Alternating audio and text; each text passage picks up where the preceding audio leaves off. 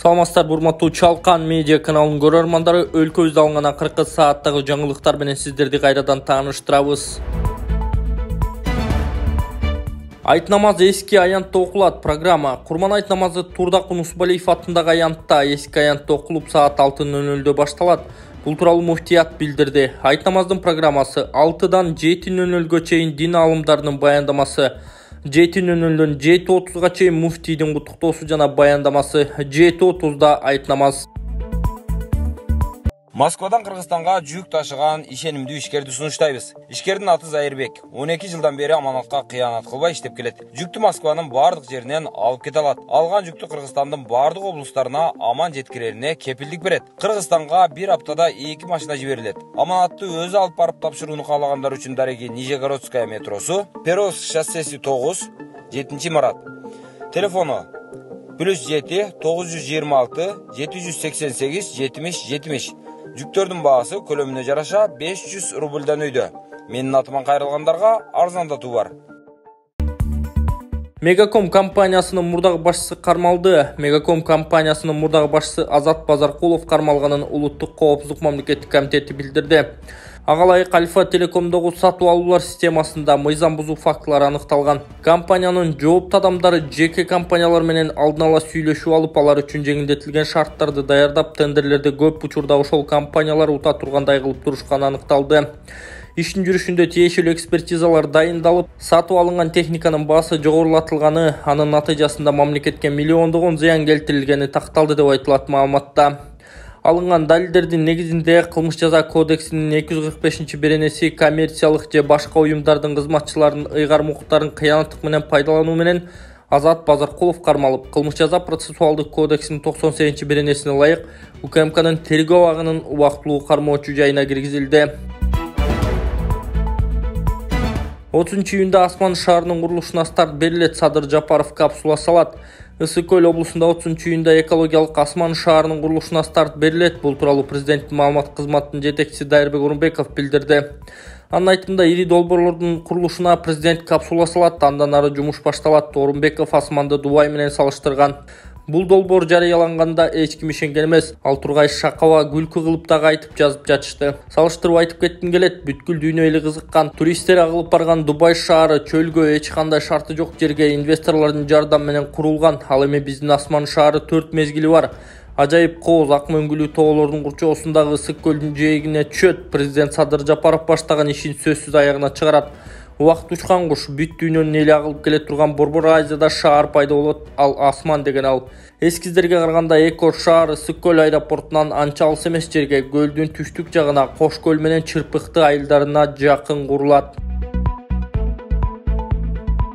Жарандык согушту токтоттуңар. Путин аскерлерге ыраазычылык билдирди. Күч структуралары жарандык согушту токтотуп калды. Бул тууралуу Россиянын президенти Владимир Путин билдирди.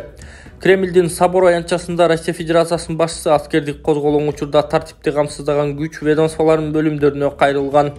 Оңой эмес учурда силер уюшкандык менен Орусиянын элине аскердик антыңарга берилгендиңерди тастыктап, мекендин тагдырын жана келечегин коргоодо жоопкерчиликтүү мамиле жасадыңар, деди өлкө башчысы. Путиндин айтымында эл менен армия козголоңчулардын тарабына өткөн жок. Козголоңду басууда аскерчилердин чечкиндүүлүгү жана эрдиги чечүүчү ролду ойноду. Ал ошондой эле окуя болгон кезде атайын операция жүрүп жаткан аймактагы жоопкерлерди чакыртууга муктаждык болбогонун белгиледи.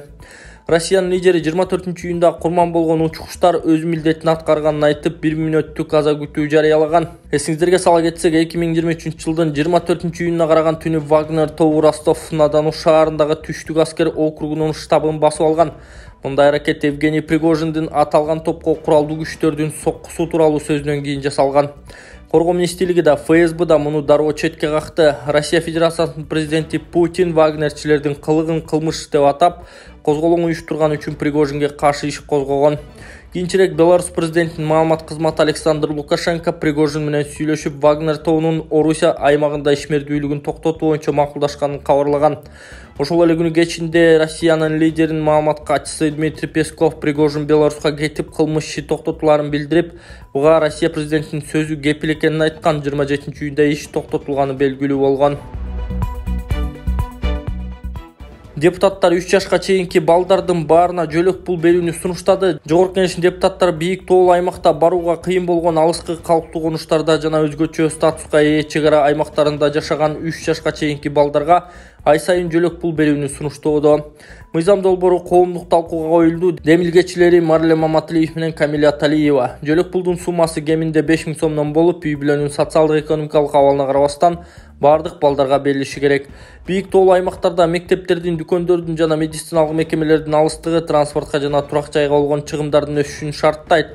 Ошондой эле балдар оор климаттан улам ден соолуктун көйгөйлөрүнө, башка кызматтардын жетишсиздигине туш болушат деп айтылат документте. Жөлөк пул чегерүү жашоонун жок дегенде минималдуу деңгээлин камсыз кылары кошумчаланды. Оор жоготуу Самарадагы жол кырсыгынан 6 киши каза болду. Арасында кыргызстандыктар дагы бар. Орусиянын Самара облусундагы федералдык трассада болгон жол кырсыгынан 6 киши каза болду. Алдын ала маалыматтар боюнча алар Кыргызстан менен Өзбекстандын жарандары. Бул тууралуу Россия Федерациясынын жол инспекциясынын регионалдык башкармалыгынын жетекчиси Юрий Некрасовго таянуу менен РИА Новости жазды.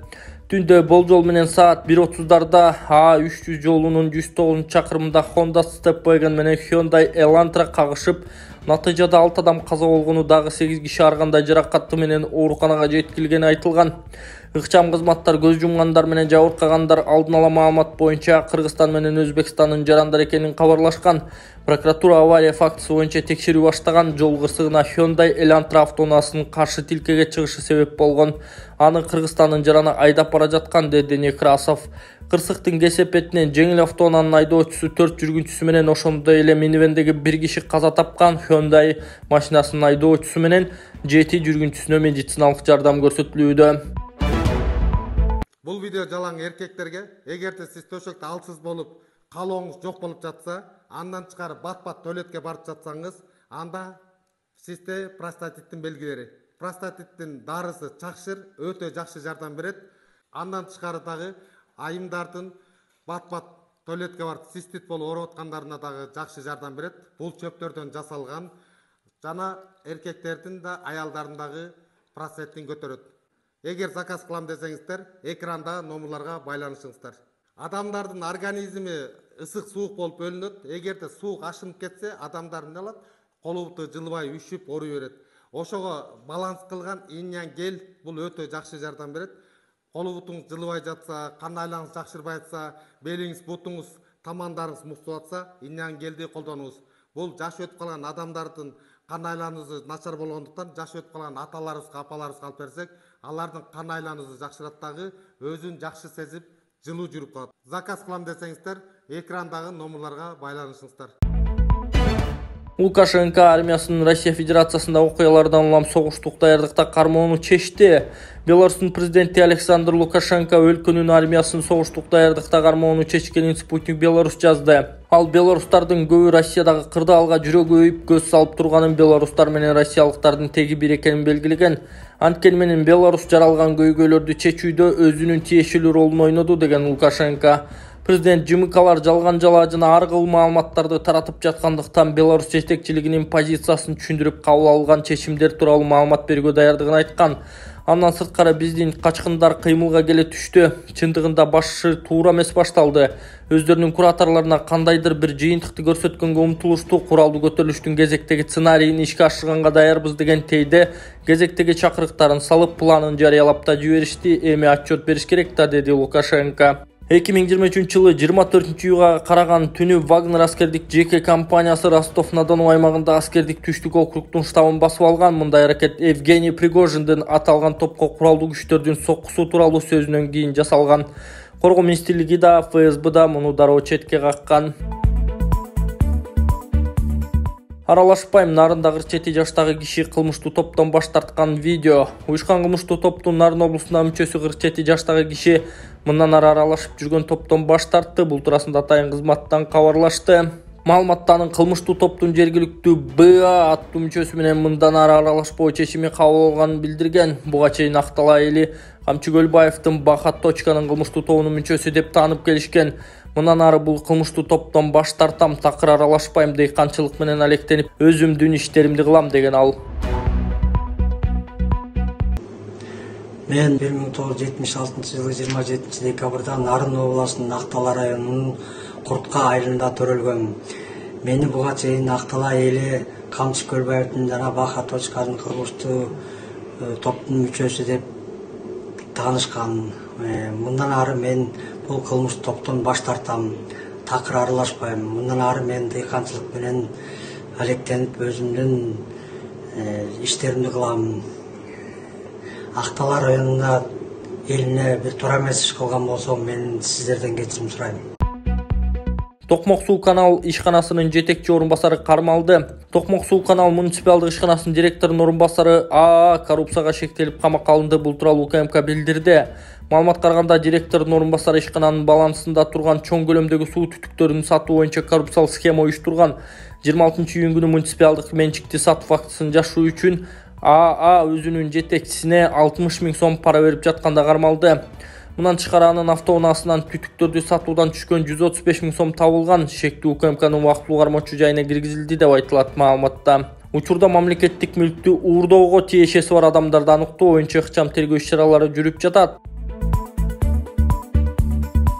Шакиев Астанада Токаев менен жолукту. Эмне кеп болду? Жогорку Кеңештин төрагасы Нурланбек Шакиев Казакстандагы расмий сапардын алкагында аталган өлкөнүн президенти Касым-Жомарт Токаев менен жолукту. Бул туурасында Жогорку Кеңештин маалымат кызматынан кабарлашты. Жолугушууда тараптар мамлекеттер аралык байланыштын учурдагы абалы тууралуу сөз кылып, баардык багыттагы кызматташтыкты кеңейтүүнү талкуулаган. Кыргызстан Казакстан менен калыптанган алакаларды өнүктүрүүгө кызыктарлыгын белгилеген Шакиев байланыштарды арттырууда парламенттик дипломатиянын ролу чоң экендигин кошумчалаган. Муну менен катар экономикалык кызматташтык тууралуу да сөз кылып, эки өлкө ортосундагы соода жүгүртүүнүн көлөмүн 2 миллиард долларга жеткирүү планын жакынкы аралыкта ишке ашыруу маселесине токтолду деп айтылат маалыматта. Шакиев Кыргызстан Казакстан менен стратегиялык өнөктөш эле эмес, эзелтен боордош болуп келген мамлекет экенин белгилеген. Биз жөн гана стратегиялык өнөктөш өлкө эмеспиз, эзелтен эриş аркак жашаган боордош мамлекетпиз. Андыктан жетишилген келишимдерди ийгиликтүү ишке ашырып, кызматташтыгыбызды улантышыбыз керек деген Жогорку Кеңештин төрагасы. Казакстан президенти Касым-Жомарт Токаев эки мамлекет ортосундагы алакалар акыркы жылдары жигердүү өнүгүп жатканын белгилеген. Маданий гуманитардык кызматташтык жөнүндө да кеп кылган маалымат кызматы Токаев былтыр Казакстанда Кыргызстандын маданият күндөрү жогорку деңгээлде өткөрүлгөнүн эске салып, андай иш-чаралардын байма-бай уюштурулушу зарылдыгын белгилеген кабарлады. Эске салсак, бул учурда кыргызстандык депутаттардын тобу Казакстан Сенатынын төрагасы Маулен Ашымбаевдин чакыруусу менен аталган өлкөдө расмий иш сапары менен жүрүшөт.